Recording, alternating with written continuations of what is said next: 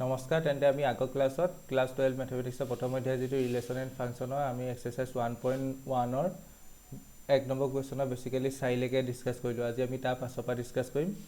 আশা কৰিছোঁ তোমালোকে বস্তুখিনি এবাৰ ঘৰত সকলোৱে ৰিভাইজ কৰিলা। যদি ৰিভাইজ কৰিছা তেন্তে আজি কুৱেশ্যনখিনি ধুনীয়াকৈ বুজি পাবা। অ'কে, তেন্তে আজি আমি এক্সাৰচাইজ 1.1ৰ য'ৰ পৰা কৰিব লাগে সেইখিনি ডিছকাছ কৰিম।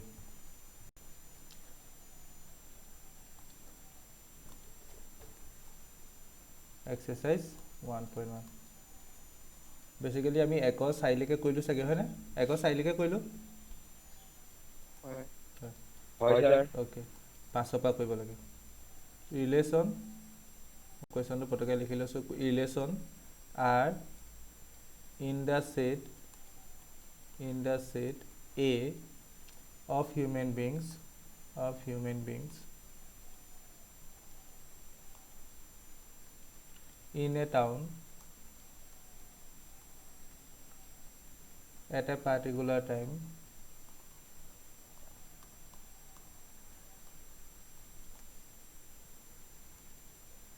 is given by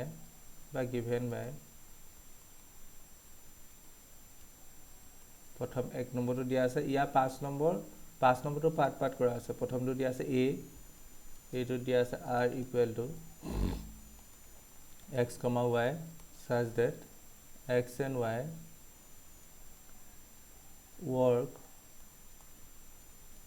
at the same place.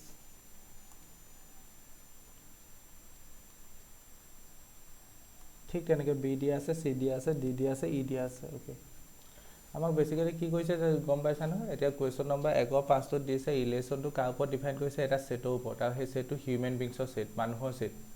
এখন টাউনত এটা পাৰ্টিকুলাৰ টাইমত থকা মানুহৰ set. Relation R in the set A, ছেটটো কাৰ ওপৰত ডিফাইন কৰিছে? হিউমেন বিঙৰ ওপৰত ডিফাইন কৰিছে। আৰু হিউমেন বিংখিনি ক'ৰ হয়? এখন টাউনৰ এটা পাৰ্টিকুলাৰ টাইম। আৰু ৰিলেশ্যনটো কেনেকৈ ডিফাইন কৰিছে? ৰিলেশ্যনটো এনেকুৱাকৈ ডিফাইন কৰিছে, তাত কিছুমান অৰ্ডাৰ পেয়াৰ থাকিব। অবভিয়াছলি ৰিলেশ্যন বুলি ক'লে অৰ্ডাৰ পেয়াৰ হ'বই। এতিয়া অৰ্ডাৰ পেয়াৰ মানে x, y মানে ইয়াত এটা কথা বুজি পাব লাগিব, এক্সে মানুহ এজন বুজাইছে, ৱাইও মানুহ এজন বুজাইছে। কাৰণ ছেটটো কাৰ ওপৰত ডিফাইন কৰিছে? এটা মানুহ থকা ছেটৰ ওপৰত ডিফাইন কৰিছে। তেন্তে অৰ্ডাৰ পেয়াৰ যিবোৰ x আৰু y আছে সেইবোৰ কি হ'ব? মানুহ হয়। ঠিক আছে, such that x and y work at the same place. এতিয়া এই x আৰু y দুজন মানুহ বুলি ক'লোঁ। সেই দুজন মানুহ কেতিয়া এই অৰ্ডাৰ পেয়াৰটো সোমাব? যদিহে সিহঁতে একে ঠাইতে যদি কাম কৰে, work at the same place, একে ঠাইতে যদি কাম কৰে, তেতিয়াহে এই অৰ্ডাৰ পেয়াৰটোত আমি কনচিডাৰ কৰিম। মানে ধৰি লোৱা এজন ৰাম আছে আৰু এজন যদু আছে। এই দুজন মানুহে একে ঠাইতে কাম কৰিছে, সেই টাউনখনৰ একে ঠাইতে কাম কৰিছে। তেন্তে সেই ৰিলেশ্যনটোত সোমাব। আৰু আমি অৰ্ডাৰ পেয়াৰ হিচাপে কেনেকৈ লিখিম? ৰাম কমা যদু।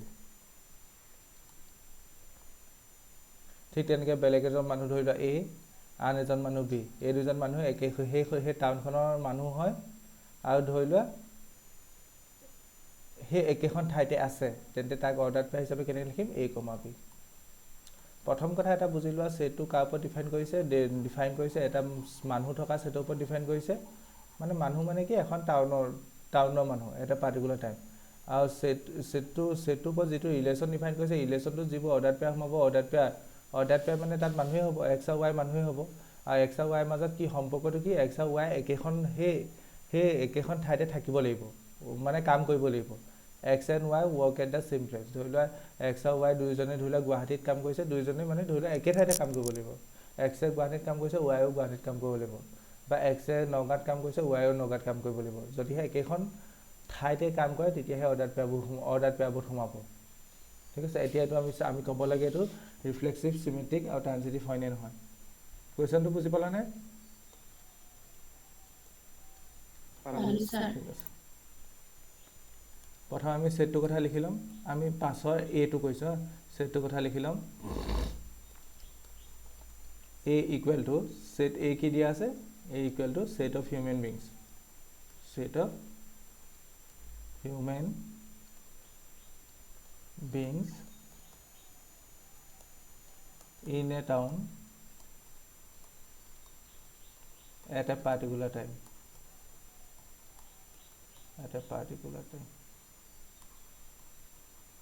Full stop.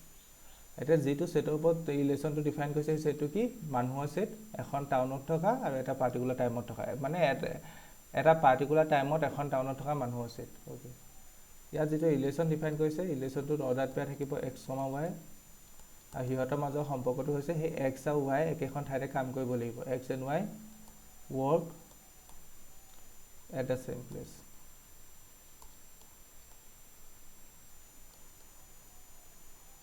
প্ৰথম আমি ক'ব লাগে এটো ৰিফ্লেক্সিভ হয় নে নহয় ৰিফ্লেক্সিভ হ'ব হয় নে নহয় চাব হলে আমি এটা মেম্বাৰ ল'ব লাগিব ধৰিলা a belongs to a এই সেটটো পা এটা মেম্বাৰ লৈছে মেম্বাৰটো স্মল টাই তেন্তে স্মল টাই কি বুজাইছে এজন মানুহে বুজাইছে হা কাৰণ স্মল এ সেটত কি আছে মানুহ আছে কাৰণ সেট অফ হিউম্যান বিংছ হয় তেন্তে স্মল টাই কি বুজাব মানুহে বুজাব therefore a, a আৰত থাকিব নে নাথাকে যদিহে আৰত থাকে ৰিফ্লেক্সিভ হ'ব আৰত নাথাকিলে ৰিফ্লেক্সিভ নহয় তোমালোকে কোৱাচোন a, a আৰত থাকিব নে নাথাকে নাথাকে কথাটো ভালকে ভাবা এই ৰিলেশ্যনটোৰ লগত মিলোৱা এই ৰিলেশ্যনটোৰ লগত মিলোৱা এই ৰিলেশ্যনটো যদি আমি চাও a, a আৰত a যদি আৰত থাকে বুলি ধৰি লওঁ তাৰ মিনিংটো কি a, a যদি আৰত থাকে বুলি ধৰি লওঁ তাৰ মিনিংটো কি এই ৰিলেশ্যনটো মিলোৱা দুইটাই একেখন ঠাইতে কাম কৰিছে a x ৰ জাগাত a আহিব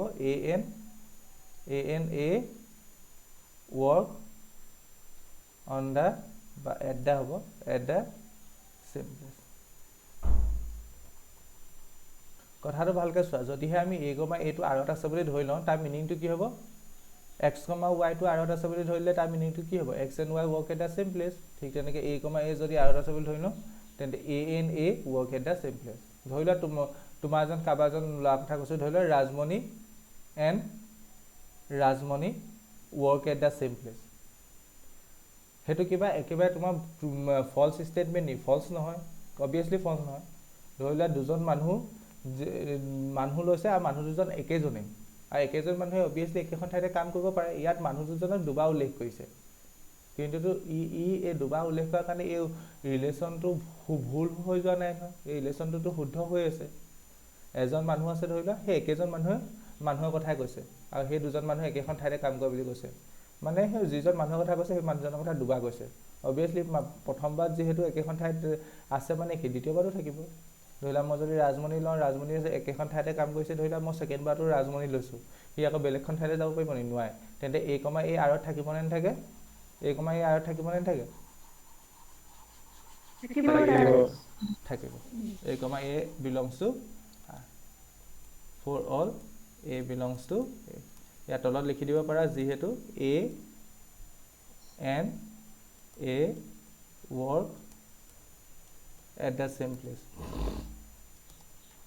মই কৈছিলো আমি এনেকুৱা ধৰণৰ কোৱেশ্চনবোৰ ম্যাক্সিমাম দুটা প্ৰসেছৰ দ্বাৰা কৰো এটা এক্সাম্পলৰ দ্বাৰা কৰো এক্সাম্পল দি নতুবা ডেফিনেশ্যন দ্বাৰা কৰো এতিয়া আমি কোৱেশ্চনটো কিহৰ দ্বাৰা কৰিছো ডেফিনেশ্যন ইউজ কৰি আছো ইয়াত এক্সাম্পল কেনেকৈ দিবা মানুহে লৈ এক্সাম্পলটো দিব নোৱাৰা আমুক মানুহ তেনেকৈ দিয়াটো সম্ভৱ নহয় সেইকাৰণে আমি ডেফিনেশ্যনৰ দ্বাৰা কৰিছো ঠিক আছে okay a, a belongs to r মানে কি a and a work at the same place আৰু এটো ট্ৰু স্টেটমেন্ট এটো সঁচা এটো ৰিলেশ্যনটো কোনো ধৰণৰ ভায়োলেট কৰা নাই আমি চাব লাগে ৰিলেশ্যনটো ভায়োলেট হৈছে নি বা ৰিলেশ্যনটো খেলিমেলি হৈছে নি যেহেতু ৰিলেশ্যনটো খেলিমেলি না হোৱা তেন্তে আমি ক'ব পাৰো যে এটো true statement okay therefore r is reflexive মই আজি অকমান স্বাস্থ্যটো ভাল নহয় একাৰণে মই কেমেৰাটো অফ ৰাখিছো দেই কোনো প্ৰবলেম নাই না নাই ঠিক আছে ওকে এটো ৰিফ্লেক্সিভ টু বুজি পালা নাই পালো ওকে লিখিলো এটো খলকে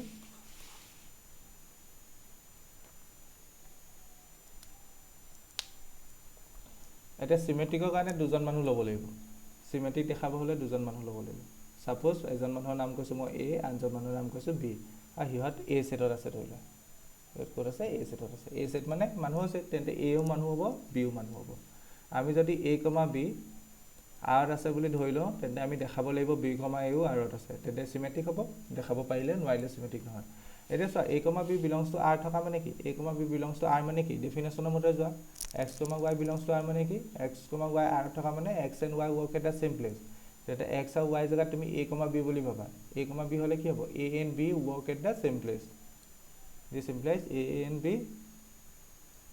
work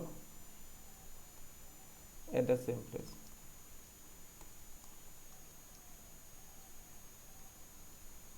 এতিয়া এই লাইনটোক যদি মই এনেকৈ কওঁ B and A work at the same place, তেতিয়া কিবা ভুল হ'ব নি? ভালকৈ পঢ়ি চোৱাচোন।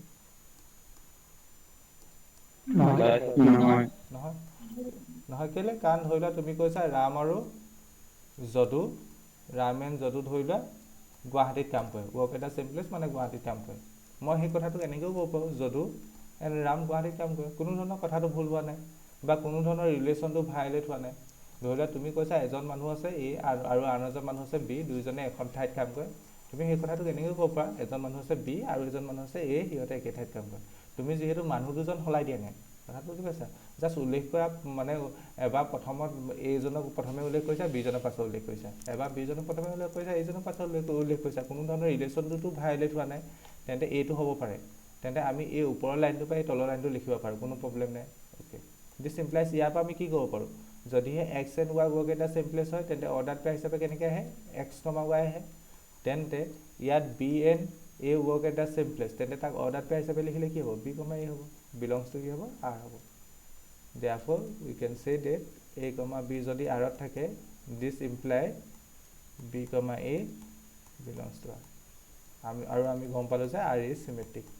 আমি আগৰ ক্লাছৰ পৰা কৰি আছোঁ, যদি এই কণ্ডিশ্যনটো হয় তেন্তে আৰক চিমেট্ৰিক বুলি ক'ব।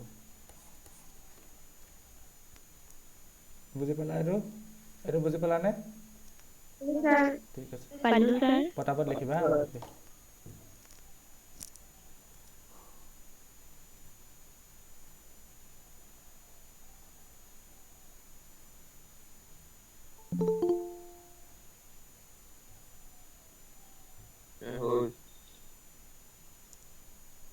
হ'ল? ঠিক আছে, অ'কে।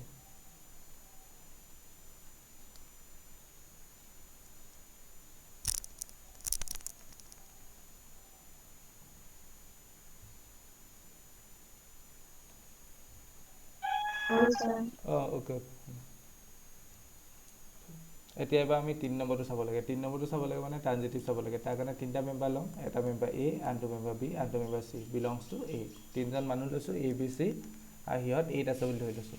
এই মানে হিউমেন বিঙৰ ছেটটো। অ'কে, আৰু আমি যদি এটা কথা ধৰি লওঁ A comma B belongs to R and B comma C belongs to R, we can show' that বা we have to show' that A comma B belongs to R. যদিহে এইটো দেখাব A comma C belongs to R, যদিহে এইটো দেখাব পাৰোঁ তেন্তে ট্ৰানজিটিভ হ'ব, দেখাব নোৱাৰিলে ট্ৰানজিটিভ নহয়। কি কৈছোঁ? যদিহে এ comma B belongs to R আছে, আৰত আছে বুলি ধৰি লওঁ, ঠিক তেনেকৈ বি কমা চি আৰত আছে বুলি ধৰি লওঁ, তেন্তে we have to show' date আমি দেখাব লাগিব এ কমা চি আৰত আছে। যদিহে দেখাব পাৰোঁ then it will be transitive, otherwise it will not transitive relation. Okay, যদিহে আমি A comma B belongs to R লিখোঁ, ইয়াৰ মিনিংটো কি? A and B work at the same place, হয়নে? মই অথনি দেখাই আহিছোঁ। A comma B belongs to R লিখা মানে এ এণ্ড বি ৱৰ্ক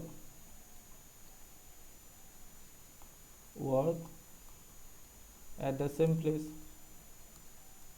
ৰিলেশ্যনটোৰ ডেফিনেশ্যনৰ মতে। ঠিক তেনেকৈ যদিহে আমি B comma C belongs to R লিখোঁ, তাৰ মিনিংটো কি? তাৰ মিনিংটো কি? And B comma C belongs to R লিখা মানে কি? B and C work at the same place. এইডোখৰলৈকে বুজি পালানে? পালা। এতিয়া চোৱা, এজন মানুহ আছে এ, ধৰি লওক গুৱাহাটীত কাম কৰে, আৰু এজন মানুহ আছে বি, ধৰি লওক গুৱাহাটীত কাম কৰে। A and B work at the same place, ধৰি লওক এ আৰু বি দুয়োজনে গুৱাহাটীত কাম কৰে। আকৌ কৈছে B and C work at the same place, মানে বি একে ঠাইতে কাম কৰে। ধৰি লওক বি এ ক'ত কাম কৰিছে? গুৱাহাটীত কাম কৰিছে। তেন্তে চি শুড বি, মানে চিও ক'ত কাম কৰিব লাগিব? গুৱাহাটীত কাম কৰিব লাগিব। কেলৈ? কাৰণ চোৱা এ আৰু বি এ ধৰি লওক গুৱাহাটীত কাম কৰিছে ধৰি লৈছোঁ। আকৌ যিহেতু বিৰ কথা কৈছে মানে আমি বিক ধৰি ল'লোঁ গুৱাহাটীত কাম কৰিছে বুলি। অ'কে, তেন্তে চিকো ক'ত ধৰিব লাগিব? গুৱাহাটীত কাম কৰিছে বুলি ধৰিব লাগিব। তেন্তে এটা কথা চোৱা, এ আৰু চি এ একে ঠাইতে কাম কৰিছে বুলি লিখিব পাৰোঁ, কাৰণ এ আৰু চি দুয়োজন গুৱাহাটীত হৈ গ'ল। তেন্তে এইটোৰ পৰা আমি এটা কথা লিখিব পাৰোঁ, this implies A and C work at the same place. Work at the same place.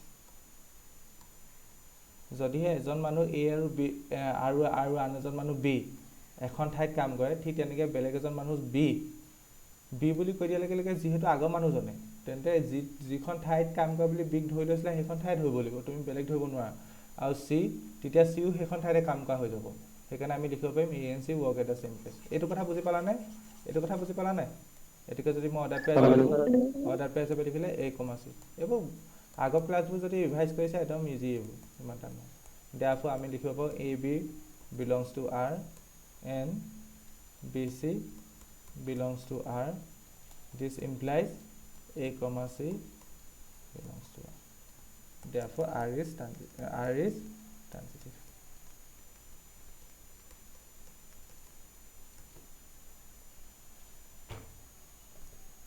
Okay.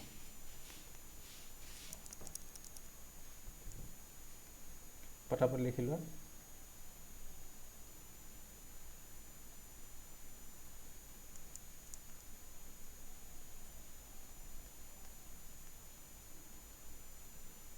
হৈ গ'ল?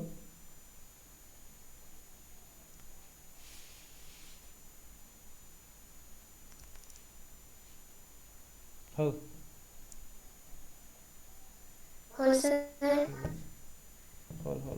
হ'ল। অ'কে। মোৰ মেছেজ চোৱাই নাই আজি।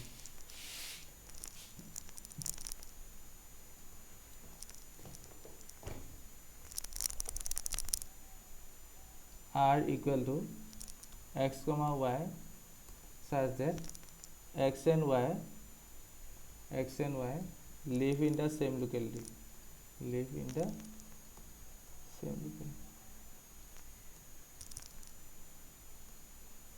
এই কুৱেশ্যনটো এতিয়া তোমালোকে পাৰিবা নাই? চেম কুৱেশ্যন। আগতত কি কৈছিলে? X and y work at the same place বা চেম লোকেলিটি কৈছিলে।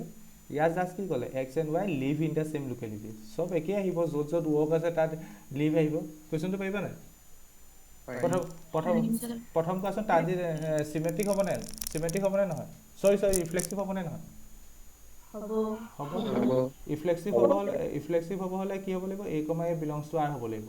আৰু A comma A belongs to R বুলি ধৰি লৈ তাৰ মিনিংটো কি হ'ব? A and A live in the same locality. আৰু সেইটো সঁচা কথা।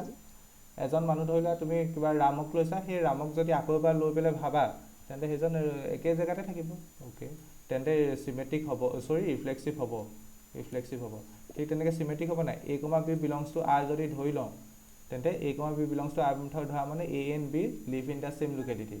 তেন্তে আমি তাৰপৰা এইটো কথা ক'ব পাৰিম, B and A live in the same locality. তুমি এজন মানুহক আগত কোৱা পাছত কোৱা কোনো মেটাৰ নকৰে। B and A belongs to the কি হ'ব? Same locality. ঠিক তেনেকৈ কি হ'ব? ট্ৰানজিটিভো হ'ব। ট্ৰানজিটিভ কেনেকৈ হ'ব? যদি এ বি যদি একে ঠাইতে থাকে আৰু বি চি যদি একে ঠাইতে থাকে, তেন্তে A C should be in same place, মানে একে ঠাইতে থাকিব। তেন্তে এইটো চেম আগতো নিচিনা, জাষ্ট ৱৰ্কৰ জেগাত কি আহিছে? লিভ আহিছে। আৰু প্লেচৰ জেগাত লোকেলিটি আহিছে। আৰু সেইটো কথা বুজি পাইছা? ৱৰ্কৰ জেগাত কি আহিছে? লিভ আহিছে। তেন্তে এইটো কুৱেশ্যন তোমালোকৰ কাৰণে আহিব পাৰোঁ। চেম প্ৰব্লেম কৰিব পাৰিবা নাই? নোৱাৰিলে মই PDF দি দিম বাৰু, তোমালোকে মিলাই চাই ল'বা। এইটো তোমালোকৰ কাৰণে আহিছোঁ হা। চেম, জাষ্ট ৱৰ্কৰ জেগাত য'ত ৱৰ্ক আছে তাত লিভ আহিব। বাকীখিনি গোটেইখিনি একেই। নেক্সট 3 নম্বৰটো, R equal to x comma Y. আজিয়ে কৈ পেলাবা, প্ৰেক্টিছ হৈ যাব। X is exactly 7 centimeter taller than y. ইয়াতো এই গোটেই ছেটটো মানুহৰ ছেটটোৱে ধৰি চলি আছে দেই। কুৱেশ্যনটো বুজি পাইছা ন? এই কুৱেশ্যনটো প্ৰথমতে যে লিখিছোঁ সেইটোৱেই। ডিফাইন অন এ ছেট এ, মানুহৰ ছেটটো। প্ৰথম এটা ৰিলেশ্যন এইটো ডিফাইন কৰিলে। ছেকেণ্ড ৰিলেশ্যনটো যিটো ডিফাইন কৰিছিলে সেইটো তোমালোকৰ কাৰণে হোমৱৰ্ক দিলোঁ। এতিয়া থাৰ্ডটো হৈছে এইটো, এক্স কমা ৱাই। অৰ্ডাৰ পেয়াৰবোৰ কি থাকিব? X comma Y such that x is exactly 7 centimeter taller than y. এতিয়া ইয়াত যে এক্স আৰু ৱাই সোমাব, এক্স আৰু ৱাইৰ মাজৰ ৰিলেশ্যনটো কি?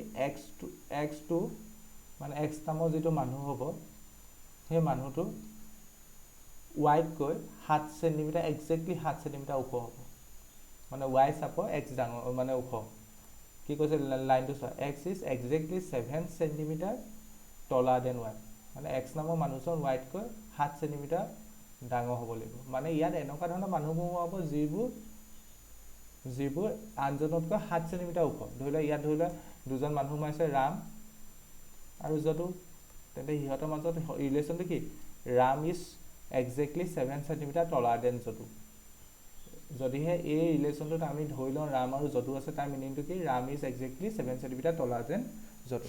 প্ৰথম মানুহজন মানে দ্বিতীয়জনতকৈ 7 চেণ্টিমিটাৰ তল হ'ব লাগিব, ওখ হ'ব লাগিব, তেতিয়াহে এই ৰিলেশ্যনটোত সোমাব। অ'কে, তেন্তে we have to check this is reflexive, symmetric, transitive. এইটো ৰিফ্লেক্সিভ হয় নে নহয়, চিমেট্ৰিক হয় নে নহয়, ট্ৰানজিটিভ হয় নে নহয় দেখাব লাগে। চেম কনচেপ্ট। আমি প্ৰথমে ধৰি ল'ম, কি ধৰিম? এটা ছেট আছে, এটা মেম্বাৰ আছে বুলি ধৰি ল'ম এ। এতিয়া এ কি বুজাইছে? মানুহ বুজাইছে। অ'কে, দেয়াৰফৰ আমি ধৰি লোৱা লিখিলোঁ এ কমা এ। এতিয়া এ কমা এইটো আৰত থাকিব নে নাথাকে? মই কৈ দিয়া নাই দেই আৰত আছে নাই, আৰত থাকিব নে নাথাকে? মানে এই চিনডাল হ'ব নে এইডাল হ'ব? ভালকৈ এবাৰ ভাবি চোৱাচোন তোমালোকে। নহয়, নাথাকে। নাথাকে। ডেফিনেশ্যনটোৰ লগত ৰিলেশ্যনটো যিটো ডেফিনেশ্যন দিয়া আছে সেইটোৰ লগত ভাবা, সেইটোৰ লগত মিলোৱা। বেলেগসকলে কেনেকৈ নাথাকে থাকে কয়, ভাব্য হ'লে কেনে ভাবা? অভিজ্ঞান সভা নাথাকে। এই ৰিলেশ্যনটোৰ লগত ভাবা। এতিয়া এ কমা এ যদি লিখোঁ, তাৰ মিনিংটো কি হ'ব? এ কমা এ লিখা মানে মিনিংটো কি হ'ব? তাৰ মিনিংটো হ'ব A is exactly 7 centimetre taller than Y. মানে ৱাই জেগাটো কি হ'ব? এ হ'ব। মানে এজনক মানুহ হিচাপে ধৰি লোৱাচোন, ধৰি লওক কিবা এটা নাম কয়, যদু ধৰি লয়।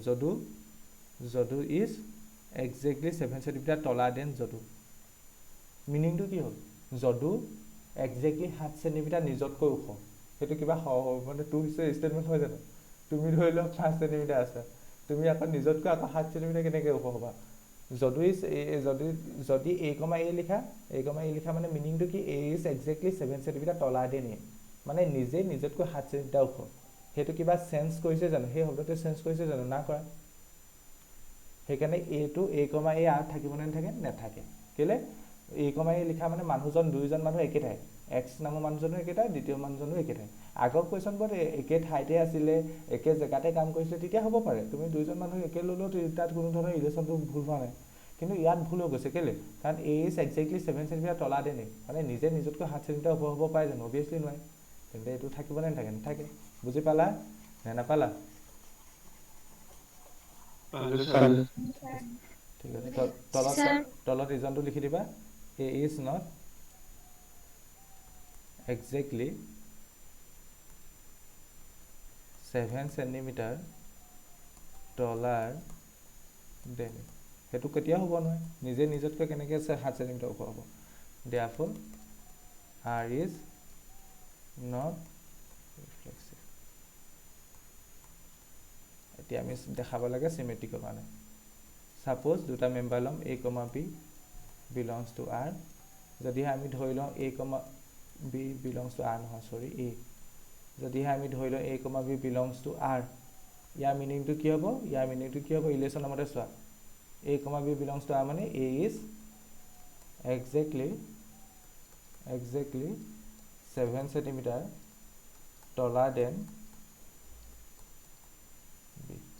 এতিয়া এইটোক আমি উল্টাকৈ লিখিব পাৰিম নি? ভালকৈ ভাবি কোৱা, উল্টাকৈ লিখিব পাৰিম নি?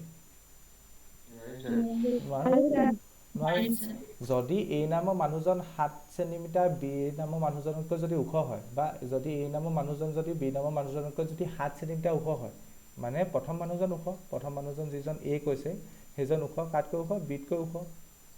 তেন্তে তুমি এইটো উল্টাই দিলে কি হ'ব? প্ৰথম মানুহজন বি হৈ যাব আৰু ছেকেণ্ড মানুহজন এ হ'ব। সেইটো ভুল হৈ যাব। কেলৈ? কাৰণ ওখ মানুহ কোনজন আছিলে? প্ৰথমজনহে আছিলে, মানে এহে আছিলে। এ ওখ আছিলে 7 চেণ্টিমিটাৰ কাতকৈ বিতকৈ। যদি তাক তুমি উল্টাই দিয়া, প্ৰথমতে বি আহি যাব, বি 7 চেণ্টিমিটাৰ ওখ হোৱা বুজাই যাব। বি 7 চেণ্টিমিটাৰ অভিয়াছলি ওখ নহ'ব। কেলৈ? কাৰণ বিজন চাপৰ আছিলে কাতকৈ, এতকৈ। তেন্তে আমি A is exactly 7 centimetre taller than বিক আমি উল্টাব নোৱাৰোঁ। আমি উল্টাই এনেকৈ লিখিব নোৱাৰোঁ, B is exactly 7 centimetre taller than A লিখিব নোৱাৰোঁ। তেন্তে আমি লিখিব লাগিব বি ইজ নট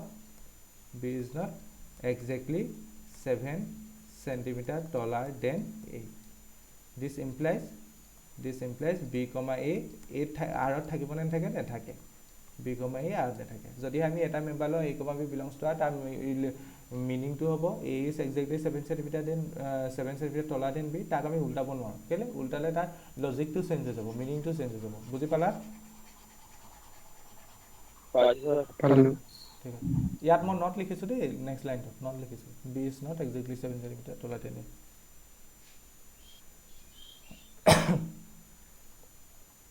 আজি বহুতৰ প্ৰেক্টিকেল এক্সাম আছে ন, সেইকাৰণে ল'ৰা ছোৱালী লোক কম। কাৰ আছে প্ৰেক্টিকেল? আছে স্যাৰ। সংগীতা টংগীতা বহুতৰ প্ৰেক্টিকেল আছে, হিমাংশু আছে।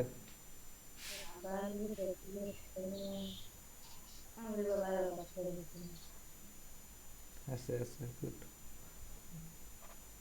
তলত লিখিম therefore a comma b belongs to R. This implies b comma a does not belongs to R. Therefore R is not symmetric.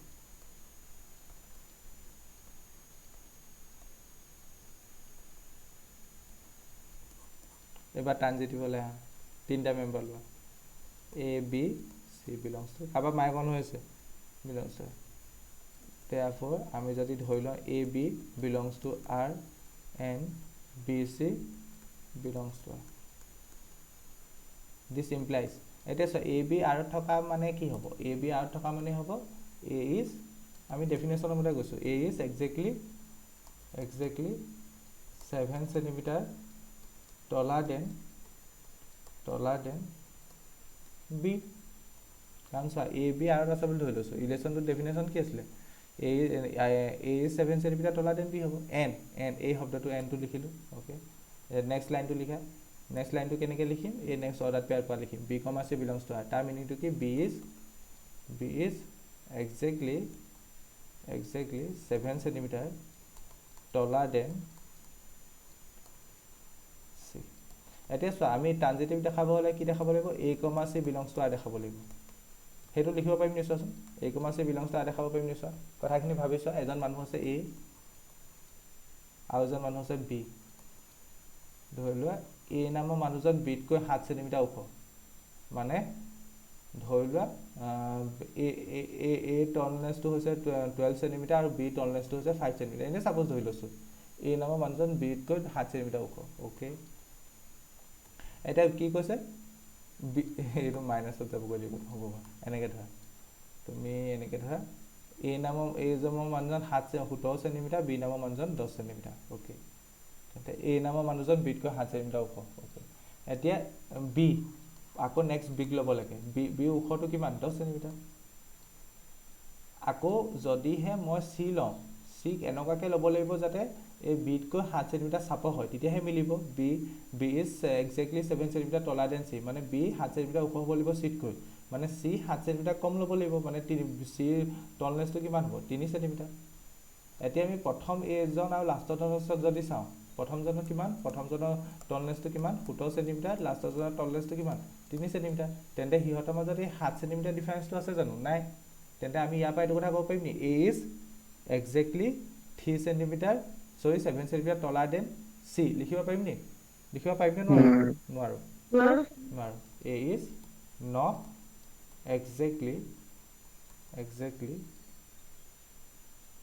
7 centimetre কেতিয়াবা কনফিউজ হৈ গ'লে এনেকৈ এক্সাম্পল লৈ চাই ল'বা taller than চি বুজি পালা না এইটো বুজি পালা না কোৱাচোন ট্ৰানজিটিভটো বুজি পালা না বাকী সকলে বুজি পালা না কোৱাচোন অ'কে অ'কে অ'কে মুন পালা ঠিক আছে হিমাংশু কোন আছে জানো আজি আমি ইয়াৰ পৰা লিখিব পাৰিম এ কমা চি পালোঁ প্ৰিয়ংকা পালোঁ ঠিক আছে does not belongs to therefore R is not transitive Ankita পালোঁ মানস পালোঁ তন্দ্ৰালী পালোঁ অ'কে ঠিক আছে ৰোহিত পালোঁ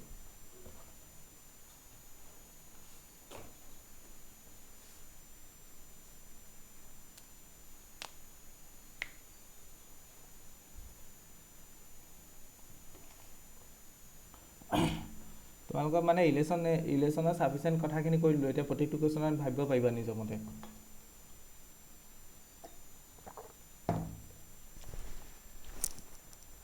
লিখা হ'লেতো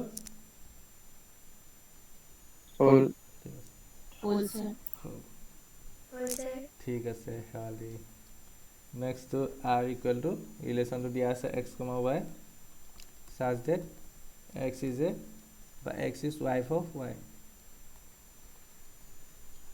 অ'কে এতিয়া ইয়াত মানে ৰিলেশ্যনটো যেইটা মেম্বাৰ দিয়া আছে মেম্বাৰকেইটাৰ মাজত মানে ৰিলেশ্যনটো কেনেকুৱা ধৰণৰ হাজবেণ্ড ৱাইফৰ ৰিলেশ্যন মানে x is wife of Y মানে এক্স গৰাকী বা এক্সজন বা এক্স গৰাকী হ'ব ৱাই ৱাইফ মানে পত্নী মানে এক্স পত্নী কাৰ পত্নী ৱাই পত্নী মানে ৱাই হ'ল পতি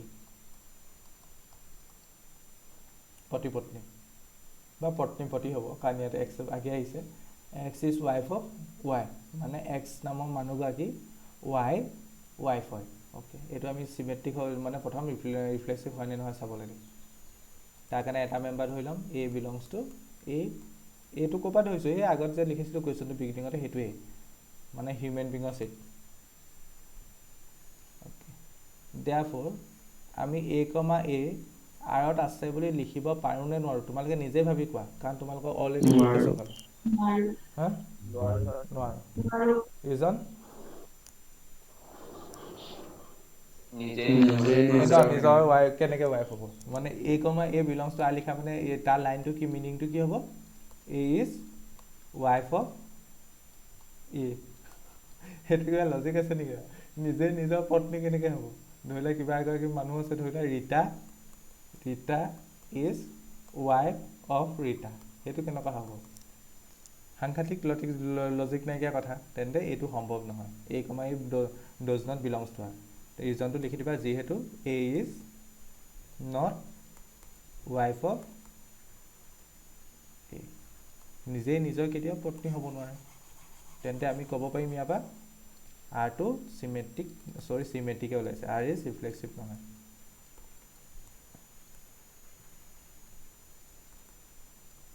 এতিয়া চিমেট্ৰিকৰ কাৰণে চাব লাগে তোমালোকে বুজি পালা যদি নিজেই কথাবোৰ ধৰিব পাৰিবা এতিয়া পৰা কৈছোঁ এ কমা বি বিলংছ টু যদি এ ধৰি লওঁ আৰু যদি ধৰি লওঁ দেয়াৰফৰ এ কমা বি বিলংছ টু যদি আৰ ধৰোঁ তেন্তে ইয়াক উল্টাকৈ লিখিব পাৰিম নি কোৱাচোন তোমালোকে কোৱা উল্টাকৈ লিখিব পাৰিম নে নোৱাৰোঁ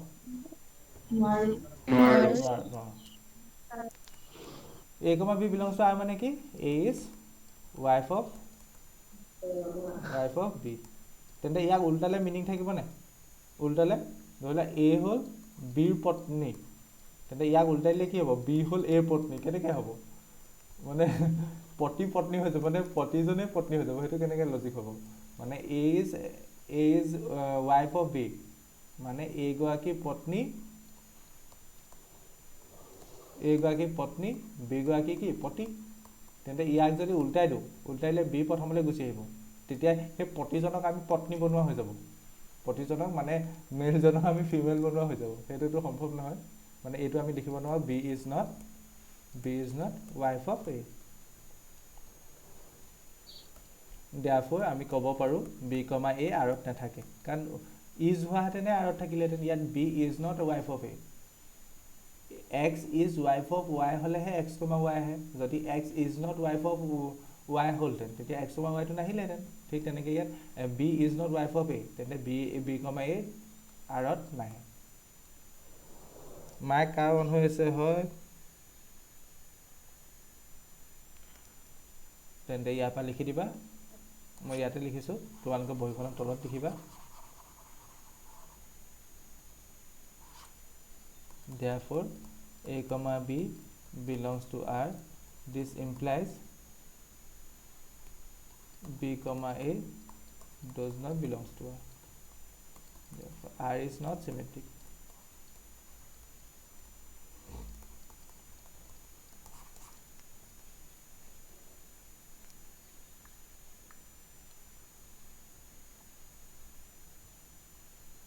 হৈ গ'ল লিখা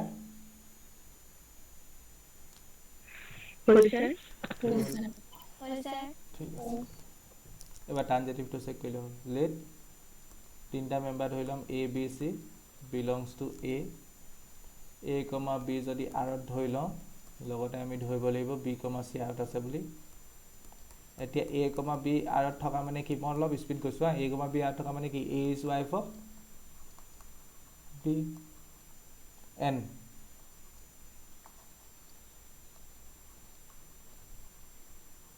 বি কমা চি আৰত থকা মানে মিনিংটো কি বি ইজ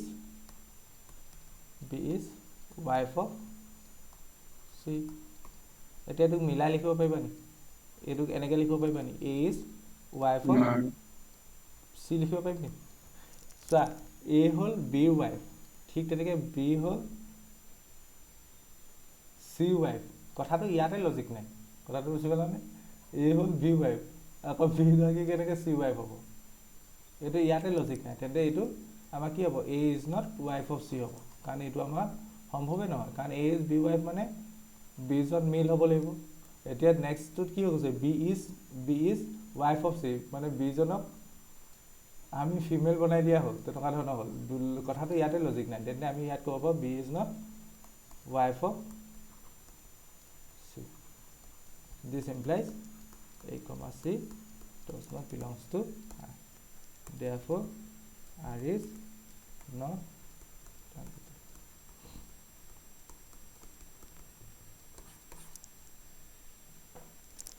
বুজি পালা না কোৱেশ্চনটো বায়োলজি থাকিব লাগিছিল বুজি পালানে পালো স্যার ঠিক আছে পাইছো স্যার ওকে অভিজ্ঞান পালো ওকে স্যার এক নম্বর শেষ হোৱা নাই এক নম্বৰ শেষ হোৱা নাই যিগাল কুৱেশ্যন আছে এই কুৱেশ্যনটো পঢ়ি চোৱাচোন পাৰিবানে সেম একেটাই জাষ্ট ৱাইফৰ জেগাত কি আহিছে ফাদাৰ আহিছে সেম একেটাই এইটো হোমৱৰ্ক এতিয়া যিটো কৰিলোঁ সেইটো দৰে চেম এছ ডি আমি ডি নম্বৰ যিটো কৰিলোঁ সেইটো দৰে একে জাষ্ট য'ত ৱাইফ আছে তাত ফাদাৰ আহিছে চেম কুৱেশ্যন কৰি পেলাবা তেন্তে এইটো প্ৰেক্টিছ হৈ যাব দুটা কুৱেশ্যন কৰিবা এইটো হোমৱৰ্ক আৰু আগত কোন নম্বৰটো হোমৱৰ্ক দিছিলোঁ বিটো হোমৱৰ্ক দিছিলোঁ কৰিবা অ'কে পাৰিম ঠিক আছে পাৰিম মানে আজিয়ে কৰি পেলাবা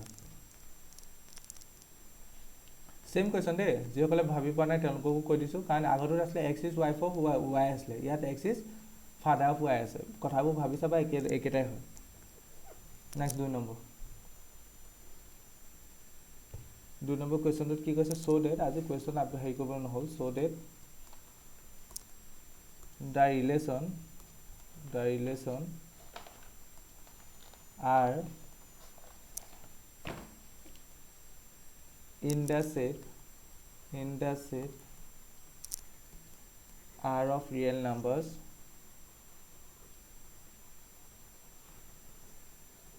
defined as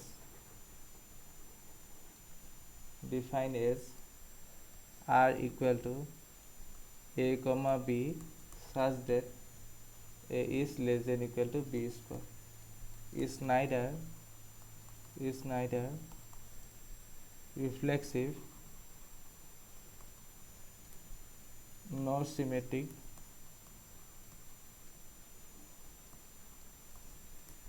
nor transitive এনেকুৱা শ্ব' কৰাবোৰ তোমালোকৰ কৰিবলৈ বহুত ইজি কাৰণ তোমালোকে অলৰেডি কুৱেশ্যন কৈ দিছে I is neither reflexive, R reflexive নহয় symmetric নহয় transitive নহয় জাষ্ট সেইখিনি আমি লেংগুৱেজত লিখিলে হ'ল তুমি অলৰেডি জানাই আৰটো symmetric নহয় reflexive নহয় transitive নহয় কাৰণ so that বুলি কৈ দিছে সো এইটো আৰু একদম ইজি এনেকুৱা ধৰণৰ কুৱেশ্যনবোৰ ইজি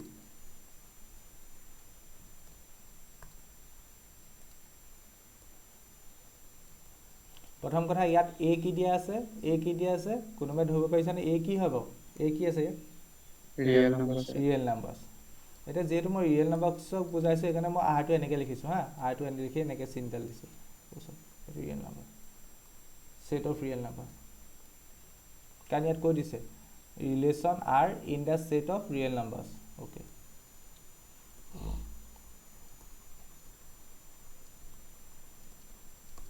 আৰু ইয়াত যিটো ৰিলেশ্যন ডিফাইন কৰিছে সেইটো আৰ সেইটো হৈছে এইটো a, b such that মই সেইদিনাখন কিবা এটা কুৱেশ্যনত এক্সপ্লেইন কৰিছিলোঁ কিছুমান কুৱেশ্যনত আমি বস্তুটো একদম এক্সপ্লিচিট ৱেত ৰিলেশ্যনটো লিখি দিব পাৰোঁ আৰু সকলোতে নোৱাৰোঁ ইয়াত চোৱা ইয়াত এটো লৈছে সেট অফ ৰিয়েল নাম্বাৰ মানে গোটেই সংখ্যা ৰেখাৰ ওপৰত থকা গোটেইখিনি নাম্বাৰ ৰিয়েল নাম্বাৰ হয় নাই হয় তেন্তে আমি এই আৰত যিবোৰ a, b আহিব সেই সংখ্যা ৰেখাৰ ওপৰৰ পৰাই আহিব তেন্তে আৰত ফাইনাইট মেম্বাৰ আহিব জানো নাহে ঢেৰ মেম্বাৰ আহিব আৰত তেন্তে এতিয়া আমি এনেকৈ যদি ৰোষ্টাৰিং ফৰ্মত লিখিবলৈ যাওঁ সেইটো মুখামুখি কনচা হ'ব সেইকাৰণে তেন্তে ইয়াক আমি ৰোষ্টাৰিং ফৰ্মত নিলিখোঁ কেলৈ কাৰণ ইয়াত যিটো ছেট লৈছোঁ ছেটটোত বহুত ডাঙৰ মেম্বাৰ আছে সেইমতে ৰিলেশ্যনটোতো বহুত মেম্বাৰ আহিব বা আহিব পাৰে গতিকে আমি যদি ৰোষ্টাৰিং ফৰ্মত লিখিবলৈ যাওঁ মানে মেম্বাৰবোৰ যদি লিখিব যাওঁ আমাৰ এনেই টাইম ৱেষ্ট হ'ব আৰু সেইটো মুখামি কাম হ'ব গতিকে আমি নিলিখোঁ জাষ্ট আমি কথাবোৰ ভাবি চাম এক্সাম্পলৰ সহায়ত যদি মানে ডিছকাৰ্ড কৰিবলৈ পাওঁ কুৱেশ্যনটো ডিছকাৰ্ড কৰিম নহ'লে ডাইৰেক্ট ডেফিনেশ্যনৰ মতে ইউজ কৰিম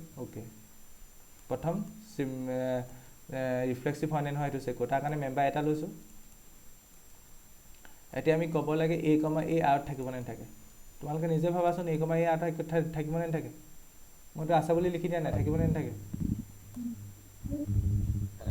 হা ভালকৈ ভাবা আৰত থকা মানে এই কণ্ডিশ্যনটো ফুলফিল হ'ব লাগিব এ লেছ দেন ইকুৱেল টু পিছত মই কৈছিলোঁ এটা বস্তুক যদি তুমি মিছা দেখাবলৈ হয় এটা প্ৰুফ দিলে যথেষ্ট ইয়াক মিছা দেখাব লাগে আৰত থাকিব মানে কি তেন্তে কুৱেশ্যনটো কি হ'ব লাগিছিলে ইজ নাইডাৰ ইজ ৰিফ্লেক্সিভ হ'ব লাগিছিলে ইয়াততো কুৱেশ্যনটো নাইডাৰ ৰিফ্লেক্সিভ কুৱেশ্যন নহয় বুলি তোমাক অলৰেডি কৈ দিছে মানে ডিছপ্ৰুফ কৰিব লাগে তুমি এইটো এটা এক্সাম্পল দি দিলে হ'ব মানে এইটো যে এইটো নাথাকে অভিয়াছলি নাথাকে আৰত নাথাকে কেলৈ কাৰণ ইয়াত কুৱেশ্যনটো মতে চোৱা চ' ডেট কৈছে মই সেইটোৱে কুৱেশ্যনটো প্ৰথমতে সেইটোৱে বকি আছোঁ চ' ডেট কোৱা কুৱেশ্যনবোৰ এটা মেজি চ' ডেট কৈছে so' that R is neither reflexive R reflexive নহয় আৰ থাকিলে কি হ'ব এইটো ৰিফ্লেক্সিভ হৈ যাব মই বুজি নাপাওঁ কথাটো মই কি কৈছোঁ বুজি পাইছা নাই তোমালোকে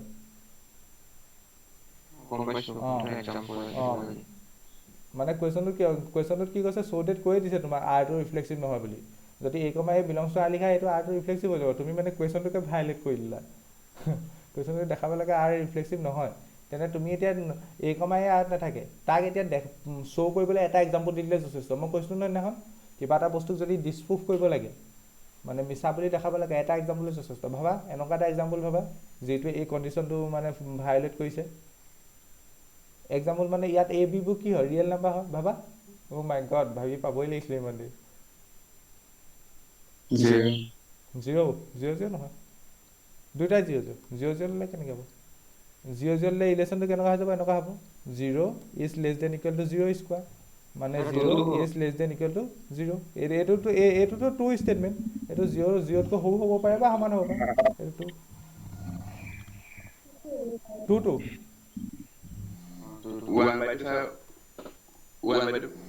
অঁ টু হ'ব 1/2 হ'ব ধেৰ আছে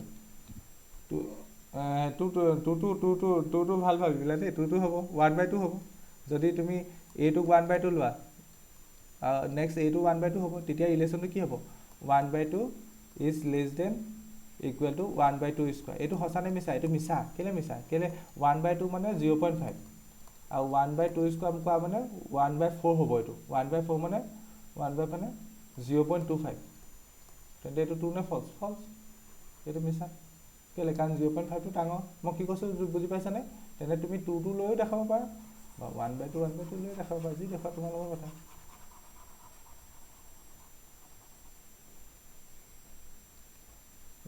যিহেতু টুটো লৈ লিখিলে কি হ'ব যিহেতু 2,2 dodge not belongs to R এটা এক্সাম্পল দিলে যথেষ্ট এজ কেলৈ কাৰণ 2 এই ৰিলেশ্যনটো ছেটিছফাই কৰিছে জানো নাই কৰা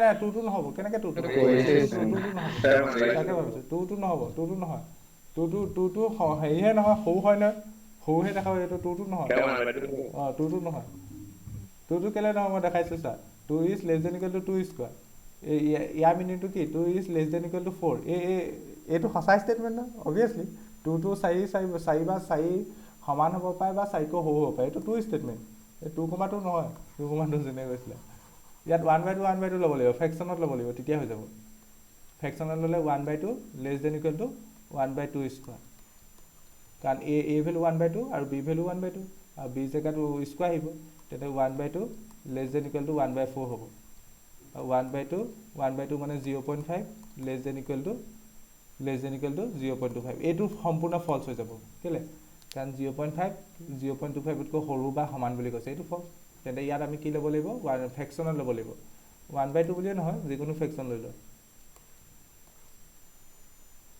এইটো আৰত নাথাকে এজ কেলৈ এ ভেলু 1/2 আৰু বি ভেলু কিমান 1/2 হোল স্কোৱাৰ ইহঁতৰ মাজত এই ৰিলেশ্যনটো ফুলফিল হোৱা নাই সেইকাৰণে এইডাল কাটি দিম ঠিক আছে সেইকাৰণে কাটি দিলোঁ therefore R is not reflexive বুজি পালা নাই বাৰু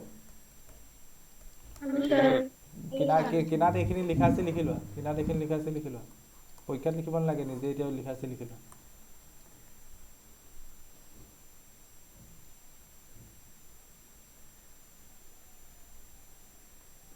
সাগৰিকা পাইছো ওকে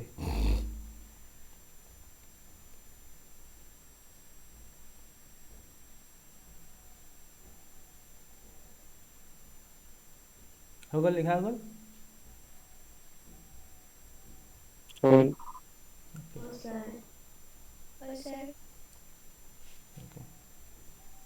নেক্সট এবাৰ চিমেট্ৰিক দেখাব লাগে তাৰ কাৰণে দুটা মেম্বাৰ ল'ম a comma b belongs to a therefore by here a comma b যদি r ত থাকে তেনে b comma a r থাকিব নাই a comma b r থকা মানে কি this implies meaning to কি a is less than equal to b square ইয়াক আমি উল্টাকে লিখিব পাৰিম নি উল্টাকে লিখিব পাৰিম এইটো এক্সাম্পলটা দিলেও হ'ব এক্সাম্পলটা ডাইৰেক্ট ডিসপ্ৰুভ কৰি দিম কাৰণ ডিসপ্ৰুভে কৰিব লাগে নো সিমেট্ৰিক আমি ডেফিনেশ্যন মতে নগলেও হ'ব সিমেট্ৰিক নহয় এক্সাম্পলটা দিলে হ'ব ভাবাচোন a comma b belongs to r হলে b comma a r ত নাথাকে হ্যাঁ 1,4 ললে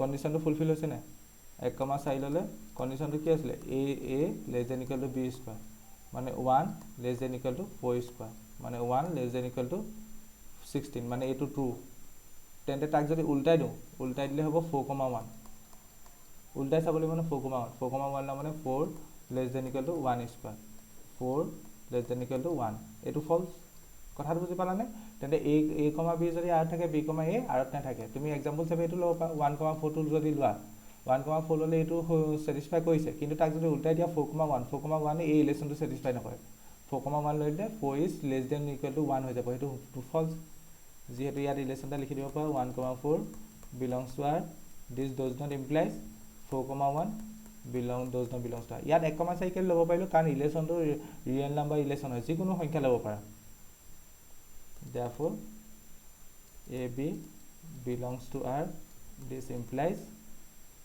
এই বই মানে লিখি লব therefore r is symmetric বুজি পালা নে not symmetric বুজি পালা না পালো ঠিক আছে লিখি লব পাৰা एग्जांपल কিনা দেনে সাইডত ওকে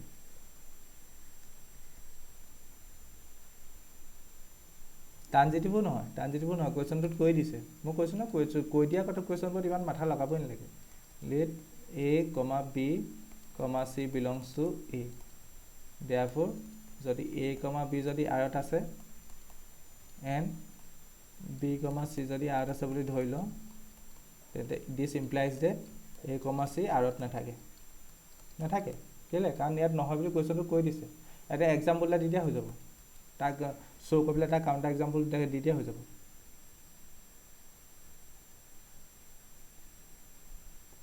ভাবিব পাৰিবা নাই কাউন্টাৰ एग्जांपल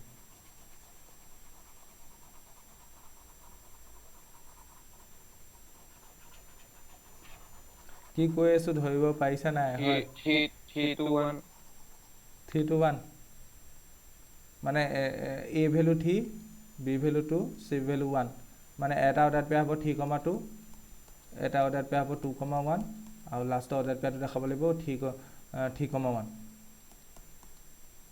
এটো নাই ৰাজমণি সব ভাবিছা কি কৰা এটো এই সেকেন্ডে স্যাটিসফাই নকৰিব না সেকেন্ডে স্যাটিসফাই নকৰিব না সা কেনেকে কাৰণ ৰিলেশনটো কি আছিল a less than equal to b square আছিল এই প্ৰথমতে কৈছে বা 3 less than equal to 2 square মানে 4 এটোৱে কৈছে এটো ক্ষেত্ৰলে 2 less than equal to 1 square এটোৱে নকৰিব না 2 2 একতকৈ সৰু হৈ যাব 3,2 আৰু 2,1.5 3,2 হা 3,2 আৰু 2,1.5 3,2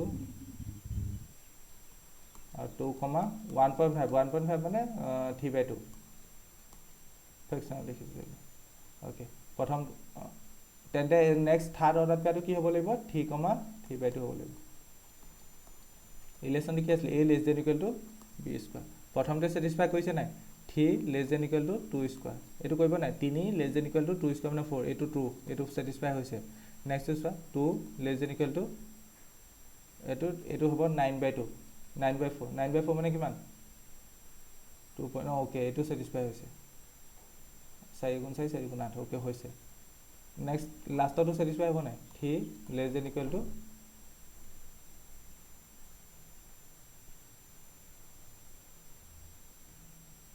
9/4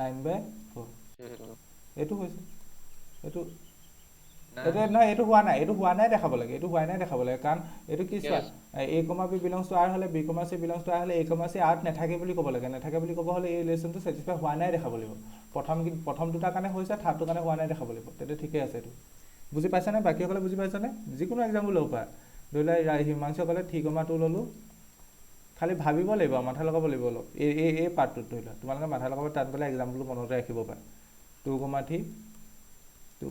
2,3/2 যদি r থাকে বুলি ধৰি ন তেন্তে দিছ ইমপ্লাইজ যে 3,3/2 r নাথাকে আকৌ কৈছোঁ চা 3,2 r থকা মানে এই ৰিলেশ্যনটো ছেটিছফাই হৈছে এই ৰিলেশ্যনটো সঁচা 2,3/2 r থকা মানে এই ৰিলেশ্যনটো ছেটিছফাই হৈছে এইটো সঁচা কিন্তু আমি 3,3/2 r থাকে বুলি ক'ব নোৱাৰোঁ কাৰণ এই ৰিলেশ্যনটো আনছেটিছফাই হৈ গ'ল নট ছেটিছফাই হৈ গ'ল সেইকাৰণে আমি লিখিব পাৰোঁ r is not ট্ৰানজিটিভ বুজি পালানে বেলেগ এক্সাম্পলো ল'ব পাৰা কোনো প্ৰব্লেম নাই নিজে ভাবি চাবা আৰু বেলেগ এটা এক্সাম্পল ভাবি চাবাচোন হোমৱৰ্ক ইয়াত তোমালোকৰ হোমৱৰ্ক দিছোঁ বেলেগ এটা এক্সাম্পল ভাবি পেলাই মোক নেক্সট ক্লাছত ক'বাচোন ঢেৰ এক্সাম্পল হ'ব পাৰে থিংক আনাডাৰ এক্সাম্পল এইটো তোমালোকৰ কাৰণে হোমৱৰ্ক এই কুৱেশ্যনটোৰ কাৰণে বেলেগ এটা এক্সাম্পল ভাবিবাচোন এনেকুৱাকৈ ভাবিবা প্ৰথম অৰ্ডাৰ পেয়াৰকেইটা ছেটিছফাই হ'ব লাগিব থাৰ্ডত যিটো অৰ্ডাৰ পেয়াৰ বনাম মানে প্ৰথম a, b টো ছেটিছফাই হ'ব লাগিব মানে a, b r থাকিব লাগিব b, c r থাকিব লাগিব মানে b, c ৰ ৰিলেশ্যনটো ছেটিছফাই কৰিব লাগিব থাৰ্ডত যিটো অৰ্ডাৰ পেয়াৰ পাম a, c r থাকিব নালাগিব এইটো হ'ব লাগিব কাৰণ ইয়াত নট ট্ৰানজিটিভ বুলি কৈ দিছে কুৱেশ্যনটোত আমি কুৱেশ্যনটোত কৈ দিছে ন নট ট্ৰানজিটিভ ক'ত গ'ল এইটো নট ট্ৰানজিটিভ তেন্তে থাকিব লাগিব বুজি পালানে পালো স্যার ঠিক আছে লাষ্টে লিখি দিবা হেন্স স্যার ওকে পালো এটা এক্সাম্পল ভাবিবা হা মই নেক্সট ক্লাছত মনত পৰিলে সুধিম ক hence r is neither reflexive ক'ৰবাত আকৌ কিতাপ চাই নাভাবিবা আৰু বস্তু চাই নিজেই ভাবিবা তেতিয়াহে থিংকিংটো হ'ব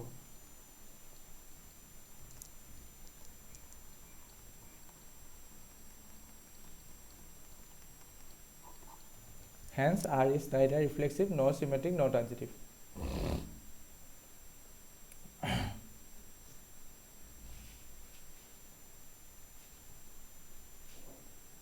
হল লেখা হল স্যার 3 নম্বৰ question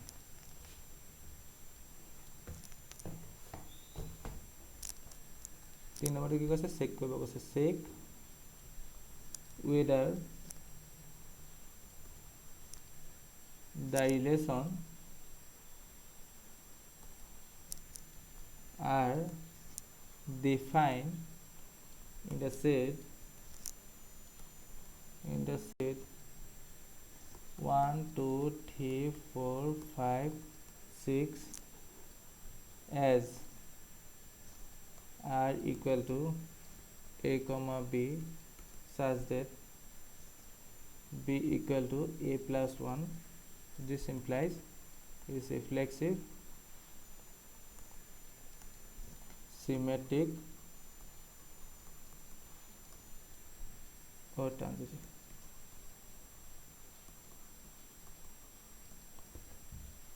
এতিয়া চাচোন তোমালোকক মই কথা এটা ক'ম মানে এই কোৱেশ্যনটো কৰাৰ আগতে তোমালোকক মই অলৰেডি সেইদিনাখন কৈছিলোঁ যে আমাৰ নতুন ৰুটিন এখন ল'ব বুলি আৰু তোমালোকে বহুতে গম পাইছা চাগে যিসকলে আমাৰ লগত কথা পাতি থকা বা হেৰি কৰি থকা মই এইকেইদিন মানে 12 তাৰিখৰ পৰা ধৰি লোৱা 10-11 তাৰিখ 12 তাৰিখৰ পৰা ধৰি লোৱা মোৰ 29 তাৰিখৰ পৰা মোৰ হক মানে অকণমান তোমালোকে যিমানটো টাইম দিব লাগে সিমানটো টাইম দিব পৰা নাই বা নোৱাৰিছোঁ চ' তোমালোকে মানে সেইকাৰণে নতুন ৰুটিন এখন বনাম চ' আৰু এটা কথা তোমালোকক মই সেইদিনাখন কৈছিলোঁ 2খন বহি ল'বলৈ মেথছৰ 3খন বহি ল'বা হা মেথছৰ 3খন বহি ল'বা প্ৰথম এখন এইটো পাৰ্ট 1ৰ কাৰণে এখন বহি লৈছে অলৰেডি এখনতে গোটেইখিনি সানমিহল নকৰিবা পাৰ্ট 1ৰ কাৰণে এখন বহি লৈছে আৰু মই সমানে কিতাপ 2খন আলোচনা কৰিম বুলি কৈছিলোঁ পাৰ্ট 2 কাৰণে এখন বহি ল'বা মানে নেক্সট মাহৰ পৰা আৰম্ভ কৰিমেই ধৰি লোৱা ইণ্টিগ্ৰেশ্যন য'ত আছে ছেকেণ্ড পাৰ্টটো মানে কেইটামান ক্লাছ সপ্তাহত যদি 5টা ক্লাছ কৰোঁ প্ৰথম পাৰ্টৰ পৰা 2টা কৰিলোঁ ধৰি লোৱা ছেকেণ্ড পাৰ্টৰ পৰা 3টা কৰিলোঁ তেনেকৈ আৰু এখন বহি ল'বা ঠিক আছে আৰু এখন বহি ল'বা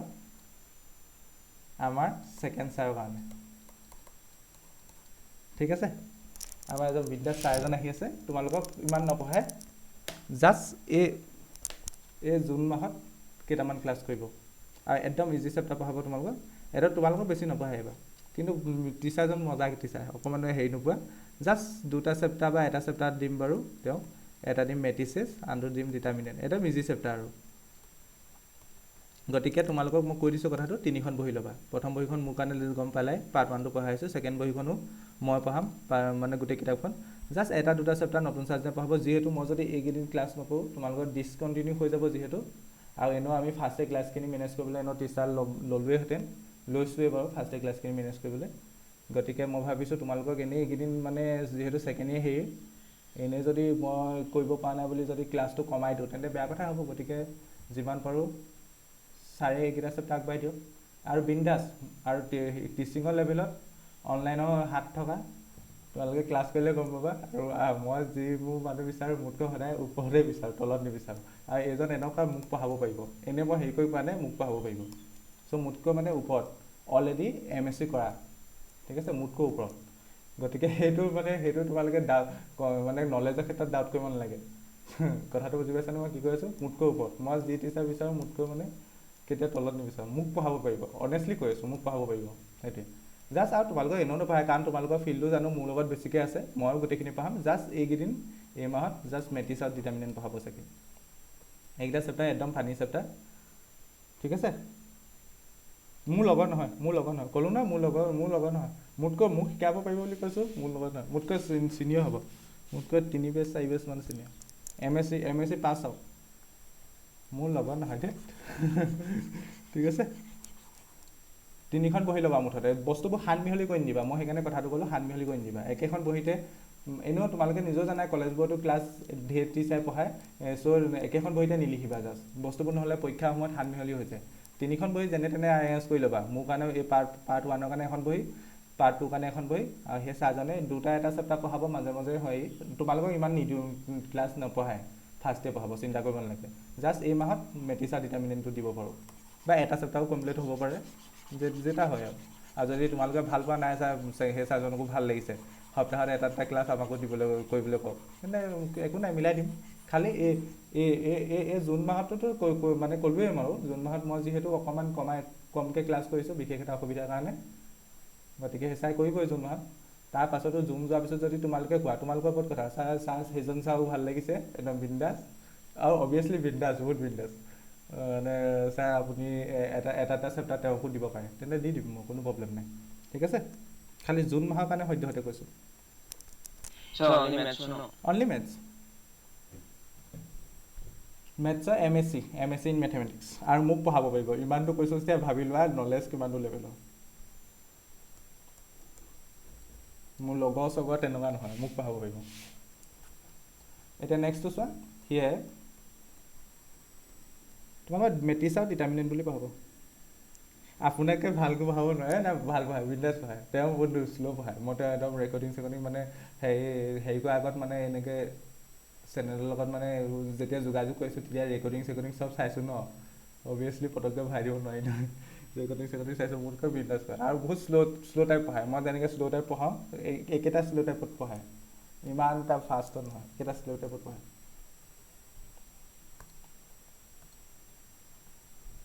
A=, ইয়াত ছেটটো কি দিয়া আছে অভিয়াছলি তোমালোকে চিন্তাই কৰিব নালাগে তোমালোকৰ যিহেতু মই ফাৰ্ষ্টে তোমালোকক পঢ়ালোঁ তোমালোকে জানো মই তোমালোকৰ মোৰ লগত বেছি হেৰিটো আছে কি কয় আণ্ডাৰষ্টেণ্ডিংটো আছে মই পঢ়াম জাষ্ট এই মাহত এটা চেপ্টাৰ তেওঁ পঢ়াব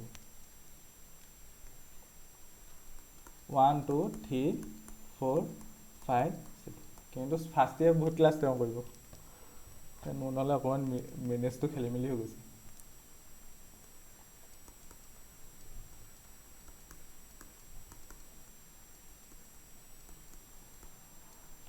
অ'কে এতিয়া ইয়াত কি দিয়া আছে চোৱা ৰিলেশ্যনটো কাৰ ওপৰত ডিফাইন কৰিছে এটা ছেটৰ ওপৰত ডিফাইন কৰিছে 1 2 3 4 5 6 আৰু যিটো ৰিলেশ্যন ডিফাইন কৰিছে এইটোত অৰ্ডাৰ পেয়াৰ থাকিব a, b আৰু চাৰ্জ ডেট b = a+1 হ'ব এতিয়া এইটোক আমি চোৱাচোন ৰোষ্টাৰ ফৰ্মত লিখিব পাৰিম নি মেম্বাৰখিনি লিখি দিব পাৰিম নি পাৰিম কেনেকৈ পাৰিম চোৱা কেনেকৈ পাৰিম প্ৰথম a ভেলু ভাবা 1 তোমাৰ ৰিলেশ্যনটো দিয়া আছে b = a+1 এতিয়া a ভেলু কি হ'ব পাৰে 1 2 3 4 5 6 a ভেলু যদি 1 লোৱা ইফ a ভেলু যদি 1 লোৱা তেনে b ভেলু কিমান হ'ব b ভেলু কিমান হ'ব 1 + 1 2 হ'ব 1,2 তোমালোকৰ কাৰোবাৰ আপত্তি আছে নি কোৱা আপত্তি আছে যে মই মানে মই পঢ়াম তেতিয়া এইকেইদিন গেপ পৰিব আৰু মই তোমালোকৰ কথাটো সুধি লৈছোঁ কাৰণ তোমালোক 12 হেৰি হয় এইকেইদিন গেপ পৰিব মই পঢ়াম তেতিয়া এইকেইদিন গেপ পৰিব নহয় আৰু এইকেইদিন কম ক্লাছ হ'ব যাতে ক্লাছটো মানে ৰেগুলাৰ হৈ থাকক সেইকাৰণে মই কৰিছোঁ আৰু চিলেবাছটো তেতিয়া ধুনীয়াকৈ যাব নহ'লে এনেই লৰালৰিকৈ টানিব লাগিব চিলেবাছ অ'কে কোনো ধৰণৰ প্ৰব্লেম নোপোৱা এদিন যদি ক্লাছ কৰি কোৱা চাই নাই বেয়া লাগিছে আপুনি পঢ়াব অ'কে মই অফ কৰাই দিম কোনো ধৰণৰ বেয়া নহয় b ভেলু যদি 1 সৰি a ভেলু যদি 2 লোৱা অ'কে a ভেলু যদি 2 লোৱা আৰু মই এনেকুৱা নহয় যে টাৰ্ম চেপ্টাৰখিনি তেওঁক দি দিলোঁ অবভিয়াছলি একদম ইজি চেপ্টাৰটো দিম থাৰ্ড চেপ্টাৰ ফ'ৰ্থ চেপ্টাৰ একদম ইজি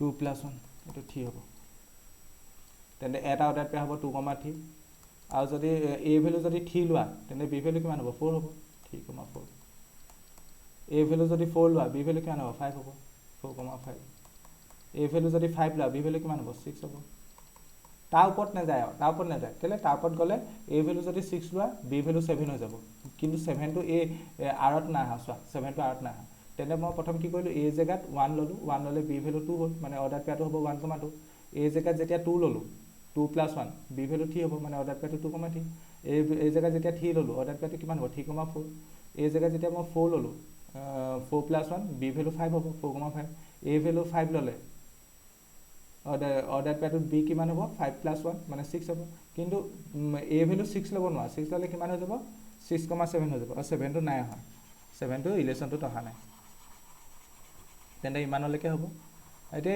এইটো আৰু চবুৱে চাই ক'ব পাৰিবা তোমালোকে এইটো ৰিফ্লেক্সিভ হয় নে নহয় চিমেট্ৰিক হয় নে নহয় ট্ৰানজিটিভ হয় নে নহয় কাৰণ অলৰেডি মই একদম চাফিচিয়েণ্ট শিকালোঁ প্ৰথম কোৱা ৰিফ্লেক্সিভ হয় নে নহয়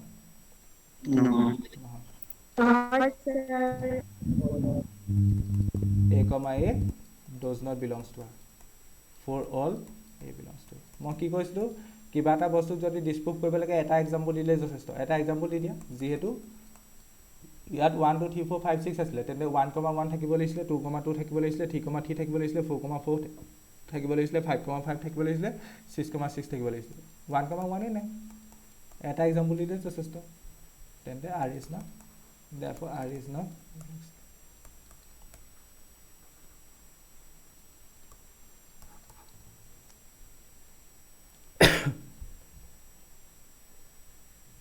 হৈ গ'ল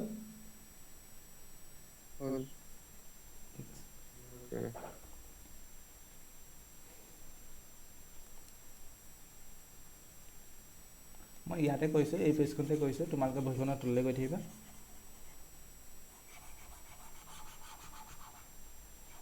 এয়া চিমেট্ৰিকৰ কাৰণে চোৱা চিমেট্ৰিক হয়নে নহয় কুৱেশ্যনটো চালেই গম পাবা চিমেট্ৰিক নহয়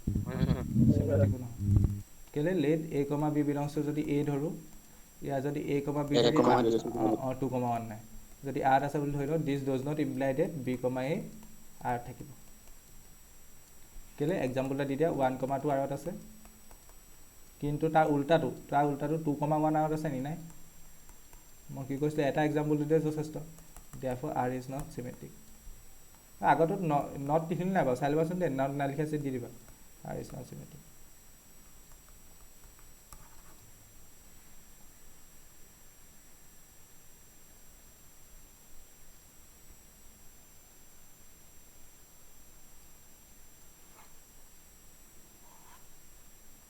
নেক্সট তিনিটা মেম্বাৰ ল'ব লাগে date a, b, c belongs to a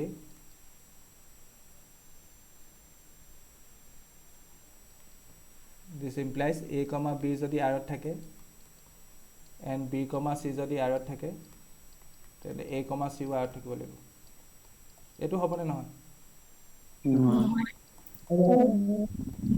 চোৱা ভালকৈ ভাবিছা হ'ব নহয় ওলাই গ'ল দেখোন 1,2,3 আছে 1,3 অঁ গুড 1,2 আছে 2,3 আছে 1,2 আছে 1,2 আয়ত আছে এটা এক্সাম্পল দিলে যথেষ্ট মই কৈছোঁ না 2,3 আছে তেন্তে ইয়াৰ পৰা কি পাব লাগিছিলে ইয়াৰ পৰা কোনটো অৰ্ডাৰত পাই থাকিব লাগিছিলে ৰাজমণি কোনটো অৰ্ডাৰত পাই থাকিব লাগিছিলে 1,3 থাকিব 1,3 কিন্তু 1,3 টো আৰত নাই 1,3 does not belongs to ইয়াতো লিখি দিবা a, c তেন্তে আৰত নাথাকিব therefore r is not transitive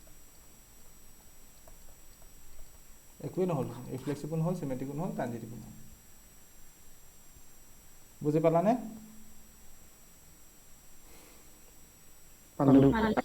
ঠিক আছে পালা যদি ভাল কথা নেক্সট 4 নম্বৰ কুৱেশ্যনটো তোমালোকে ট্ৰাই কৰিবাচোন নোৱাৰিলে মই নেক্সট লেচন মই কৈ দিম পাৰিব লাগে কাৰণ 4টো আৰু 2টো প্ৰায় একে ধৰণৰ 4 নম্বৰ কুৱেশ্যনটো হোমৱৰ্ক হিচাপে ট্ৰাই কৰিবাচোন নোৱাৰিলেও কোনো প্ৰব্লেম নাই মই নেক্সট লেচনত কৰিম আজি যিহেতু বহুতো কলেজো আছে আৰু অকণমান মোৰ স্বাস্থ্যটো ডাউন সেইকাৰণে আজি অকণমান সোনকালে এৰি দিছোঁ হা কিবা যদি কিবা প্ৰব্লেম আছে সোধা কিবা প্ৰব্লেম আছে নি য'লৈকে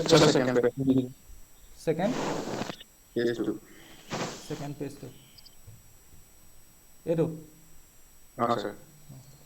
4 নম্বৰটো এবাৰ নিজে ট্ৰাই কৰিবা কিবা যদি প্ৰব্লেম থাকে কৈ চাবা নোৱাৰিলে মই নেক্সট ক্লাছত কৈ দিম 4টো একদম ইজি বেছি টান নহয় যদিহে তোমালোকে 2 নম্বৰ কুৱেশ্যনটো বুজি পাইছিলা 4 নম্বৰটো একদম ইজি আৰু ইয়াত শ্ব' কৰিব লাগে মানে ৰিফ্লেক্সিভ হ'বই চিমেট্ৰিক নহয় ট্ৰানজিটিভ হ'ব কোৱা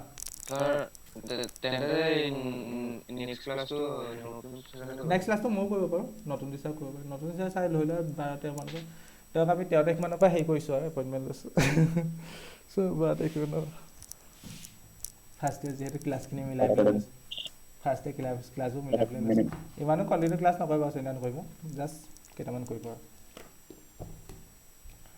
ঠিক আছে আৰু কাৰোবাৰ কিবা প্ৰব্লেম নেক্সট ক্লাছ কেতিয়া হ'ব নেক্সট ক্লাছৰ কথাটো চোৱা মই নতুন ৰুটিন এখন ওলাব কৈছোঁ যে আজিৰ ভিতৰতে ৰুটিনখন দিম আজি দেৰি হ'ব পাৰে মানে সেই ছাৰজনৰ লগতে আজি আমাৰ মানে গোটেই 3জনৰ হেৰি আছে আৰু মানে ইউটিউবত আমি আজি ফাৰ্ষ্ট ডে ভিডিঅ' আনিম ফাৰ্ষ্ট ডে ইউটিউবত বেষ্ট অফ ভিডিঅ' বনোৱা নাই নহয় এতিয়ালৈকে লাইভত ফাৰ্ষ্ট ডে ভিডিঅ' আনিম আৰু আজিয়ে মানে চব ৰুটিনখন ফিক্স কৰিম আৰু আজি ৰাতিকে পাই যাবা ৰাতি দেৰিকৈ হ'লেও পাই যাবা ঠিক আছে নেক্সট গোটেই ক্লাছৰ এই মাহৰ ৰুটিনখন পাই যাবা মানে আমাৰ যিহেতু ফাৰ্ষ্ট ডে হেৰি নাই হোৱা ফাৰ্ষ্ট ডে ভিডিঅ' আহিবই লাগিছিলে অলৰেডি দেৰিয়ে হ'ল বহুত কিন্তু উপায় নাই ফাৰ্ষ্ট ডে ভিডিঅ' আহিব মানে বেষ্টৰ চ' এই ছাৰ গোটেই 3জন আজি লগ হ'ম মই প্ৰীতম আৰু সেই ছাৰজন গতিকে আজিৰ ভিতৰত ৰুটিন পাই যাবা তোমালোকৰ